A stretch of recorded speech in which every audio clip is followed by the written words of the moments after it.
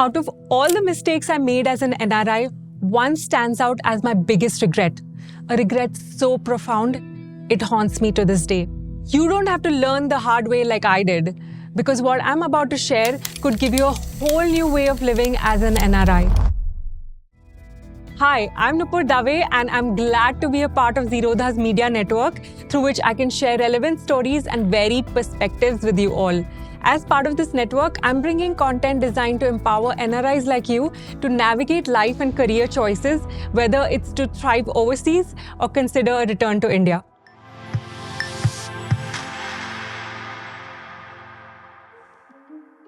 When I was 22, I went from a sheltered life in India and plunged into an unsupported life abroad. I made mistakes. And these were not small mistakes like, oh, I put the shower curtain outside the bathtub or I put salt in my food thinking it's sugar. No, these were bigger. These were mistakes in finances, with friends, or even my career. I have seen two lives, as an NRI in the US and as an ex-NRI in India, and I have learned the hard way. In the US, I lived a life of stress, pressure, and fear. I now realize it was a choice. I chose that. After a decade in the US, I moved to India and witnessed a completely different way of living, free of daily stress, free of financial stress, and full of support and guidance like nothing I've seen before. This changed me as a person, and when I look back at my life in the US, I have some deep regrets that I wish I could have tackled better. Here are some of them for you. My first biggest regret is being myself. Yes, you heard that right. It's a paradox because the whole idea of America is the freedom to be yourself, and yet I regret being myself. I clung to my Desi identity thinking that's just me being me, and that cost me in the long run. California encourages you to be authentic. I could say whatever I wanted, I could do whatever I wanted without judgment. For example, I'm a friendly, fun person to work with, and that's the version I brought to meetings. So I would often do desi things like share personal stories, distribute Kaju Katli, joke about cricket matches with an Australian colleague, which in my mind was me being myself. My colleagues politely smiled, but I didn't get that the norm was to be stoic, focused, and you've got to prioritize work over feelings. Since I was being myself, or so I thought what was myself, I had no incentive to become a smarter person or change myself. I continued to be the jolly, oversharing girl I was. Because of my desire to be myself, forget about adapting, I didn't even want to look at American culture. The area where I lived in San Francisco was close to a sports stadium. Every once in a while, a Giants game would happen and the roads near my house were filled with fans in orange-colored caps and shirts. Because I wasn't too keen on knowing the local culture, I didn't even bother to know कि Giants की team baseball की है या football की. To me, they were just orange-colored fans causing traffic jams. I also remember in my first semester in the US, I was invited to a football game of the university I was at. And heck, I said no because I was like, why waste time? A friend forced me, so I went for like 30 minutes and came out. I always prioritize productivity like workouts or studies over experiences. I was so anal about my Indianness that I'd spell color as color and labor as labor and say boot and not trunk and approach it from a place of this is the better English. I deeply regret this conservative and restricted thinking. The right thing to do is to be a Roman in Rome. I wish if I wound back time, I explored more. I could have gone to a tailgating party, learnt about the game, the colors, the team. I was so attached to my Desi ways that I resisted change, as if knowledge of another culture was cheating. It's funny in retrospect, but I could have been more gracious. I wish I dressed better. Let me tell you, my sense of style has come a long way. Today, I have a classic wardrobe. But back in the US, I was a walking khichdi. Picture this. I paired a $300 Anne Fontaine shirt with a 100 rupees earring from Lakshmi Road, Pune. The next day, I'd wear a 600 rupees kurta as a dress and pair it with a designer Ferragamo tote. Stylish in my head, but not consistent at all. It got worse during winter as I didn't think functional. I remember a cold November day in Atlanta and I was walking at my university in a salwar kurta and a leather jacket. Now, leather jackets don't work for winters, but I bought one thinking that's all I would need. As a broke student, I could have bought from thrift stores. Why didn't I think of that? America has a great thrifting culture, but I had a closed mind to second-hand clothing.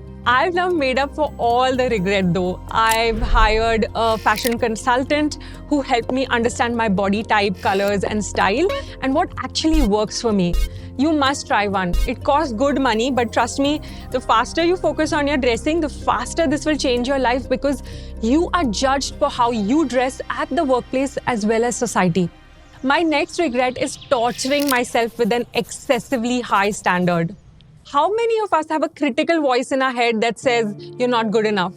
Silicon Valley is a place where everyone is achieving something or the other, like training for an Ironman or filing patents or finishing a PhD from Stanford. That standard bled into all areas of life. Take fitness, for example. California has a fitness mindset, and I used to hold myself up to an impossible standard of working out 7 days a week, even if I was sick.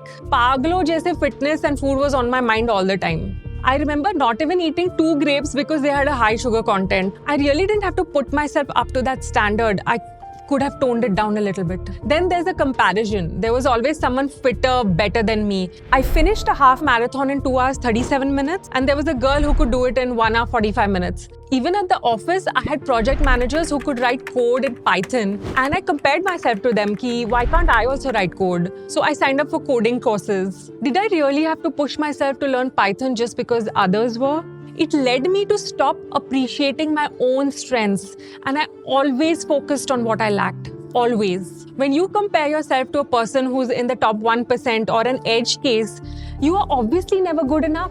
It gave me what is called imposter syndrome, which is very common in the Silicon Valley. It took me getting out of that bubble to realize that you don't have to be perfect. You don't have to be so productive that you're doing like 10 things at the same time. Just chill. I want to talk about birthdays, and I would have kept this point to myself had it not been for the hundreds of NRIs who have reached out to me, telling me how sad they've been on their birthdays abroad. I was very young, maybe turning 25. We were a group of friends and we used to celebrate each other's birthdays by pooling gifts and going for dinner. This 25th birthday fell on a weekday, and one of the girls made an excuse that she had a headache and she dropped out of plans. Her roommate also dropped out. In the end, only one girl and I went for dinner. I came home and cried that night because I felt deceived कि तुम्हारे birthday पे I do so much और मेरे birthday पे headache है. When I look back, it seems so silly and trivial. But I was 25 and away from family, and 25 is actually very young, and I forgive myself for feeling that way, but I regret I didn't take my happiness in my own hands. So many NRIs depend on their friends for their birthday happiness. My advice for all of you whose birthday is coming up is to host your own party. Move away from that birthday dependency on friends. You will not only do yourself a favor but also others. A bunch of NRIs are struggling with loneliness and will appreciate any party you host. Because of the way life abroad is set up, you have to lean on friends as a substitute for family.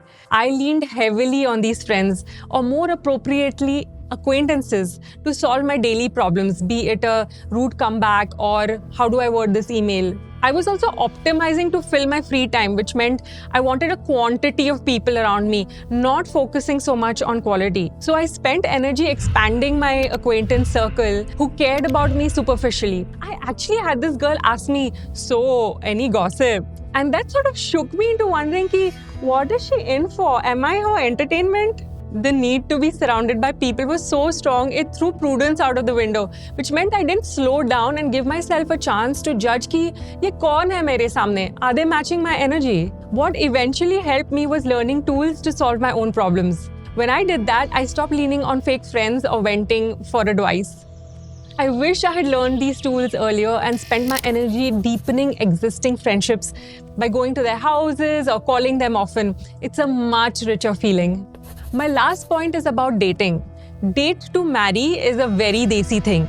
In my late 20s, I was surrounded by friends in the US who were going through the arranged marriage process. My guy friends were like, हाँ मैं 2-3 लड़कियाँ देखूंगा और फिर 2 हफ्ते में engagement हो जाएगी और फिर शादी हो जाएगी. And literally a lot of my friends did follow that pattern, which is they met somebody for a couple of months and then they got married. I always felt that was going to happen to me, a fast arranged marriage, which meant that if a guy wanted to take his time to get to know me, I would be like, no, I will date you only if you are serious about marriage, else forget it. The problem with this approach was that it didn't give me an opportunity to really know the man. I think I missed out on some wonderful friendships because of saying no to longer dating cycles. Because of peer pressure, it felt like time was running out, so I wanted to date fast. Now, seeing how many of my friends have divorced, it reinforces the point to stop the clock and date to get to know the other person rather than to tick the marriage ka checkbox.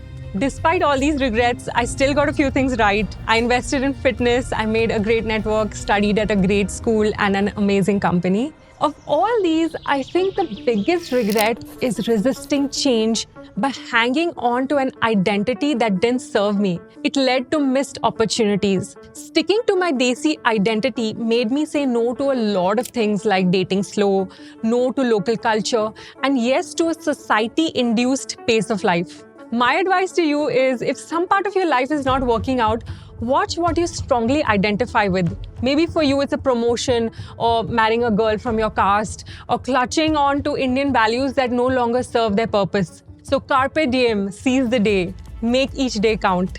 It's my hope you learn from these experiences and make changes to your life. You can buy my book Back Home for NRIs confused about moving to India. I'm also working on my book Alone Abroad for single NRIs. So stay in touch and follow me for more NRI content. That's it from my side. Bye.